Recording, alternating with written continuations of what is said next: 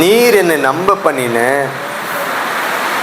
வசனத்தை உமது அடியனுக்காக நினைத்தருளும். அடுத்த வசனம் வாசிப்போம். அதுவே என் சிறுமையில் எனக்கு ஆறுதல், உம்முடைய வாக்கு என்னை உயிர்ப்பித்தது. அதுதான். அப்போ நம்ம இந்த வசனம், நமக்கு ஆண்டவர் சொன்ன வாக்கு தத்தங்களை, ஆண்டவர் சொன்ன வசனங்களை நம்ம சொல்லணும். அடிக்கடிக்கு நம்ம என்ன பண்ணணும்? அறிக்கை பண்ணணும், சொல்லணும். நீங்கள் சொன்னீங்களே, நீ தேசத்துக்கு திரும்பி போ, நான் உனக்கு நன்மை செய்வேன் என்று சொன்னீரே கர்த்தாவே, யாக்கோபு சொல்கிறார்ல. அப்போ அந்த வசனங்களை நம்ம என்ன பண்ணோம்? சொல்லணும். எனக்கு சொன்னீங்களே, இந்த தேசத்தில் இரு, நான் உன்னை பெருக பண்ணுவேன், உன்னை ஆசீர்வதிப்பேன் சொன்னீங்களே. அல்லேலூயா. அப்போ அது சொல்லும்போது நமக்கே அறியாமலே நமக்கு ஒரு ஆறுதல் உண்டாகும். அதுவே என் சிறுமையில் எனக்கு ஆறுதல், உங்களுடைய வாக்கு என்னை உயிர்ப்பித்தது.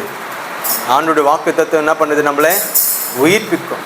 நம்பிக்கற்று போயிருக்கிற சூழ்நிலையில் எப்படி அந்த உலர்ந்து போன எலும்புகள் மத்தியிலே எசேக்கியேல் தீர்க்கதரிசி போய் ஆண்டோட வார்த்தை சொல்லும்போது என்ன ஆச்சு? உலர்ந்து போன எலும்புகள் எல்லாம் உயிர் பெற்று எழும்பினது. அது எதை குறிக்குதுன்னா, இஸ்ரவேலுடைய நம்பிக்கை அற்று போயிடுச்சு. நம்பிக்கையே இல்லாமல் இருந்தாங்க இஸ்ரவேலர்கள். நம்பிக்கையே இல்லை அவங்களுக்கு. அதில் திரும்ப அவங்க தேசத்துக்கு போவோம் என்கிற ஒரு நம்பிக்கை இல்லை, திரும்ப அவங்க வாழ்ந்திருப்போம் என்ற ஒரு நம்பிக்கையே இல்லை. இன்றைக்கு ஒரு வேளை உங்கள் சூழ்நிலை, உங்கள் வாழ்க்கையினுடைய காரியங்கள், இனி நான் மேலே எழும்புவதற்கான வாய்ப்பு இல்லை, மேலே உயருவதற்கான வாய்ப்பு இல்லை, அடுத்த நிலைக்கு போவதற்கான வாய்ப்பு இல்லை, நான் இப்படியே தான் இருக்கணும் அப்படின்ற ஒரு எண்ணத்தோடு கூட இருக்கலாம். ஆனால் ஆண்டுடைய வாக்கு தத்தங்கள் நம்மளை உயிர்ப்பிக்கும். எசேக்கியேல் தீர்க்கதரிசனம் உரைக்கும் போது அந்த உலர்ந்து போன எலும்புகள்லாம் ஆயிடுச்சு, உயிர் பெற்று எழும்பி திரள் சேனையாக எழும்பி நின்றது. சேனையாக எழும்பி நின்றது. அல்லேலூயா.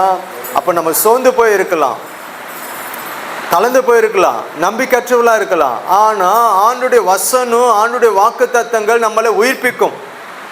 ஆனால் தான் வேதத்தை எடுத்து வாசிங்க வாசிங்க, வசனத்தெல்லாம் கேளுங்க கேளுங்க சொல்றது காரணம் என்னது? நம்மளை, அந்த வார்த்தை நம்மளை உயிர்ப்பிக்கும். ஆண்டோட வசனங்கள் நம்மளை என்ன பண்ணும்? உயிரடை பண்ணும். நம்பிக்கையற்ற சூழ்நிலையை மாற்றும்.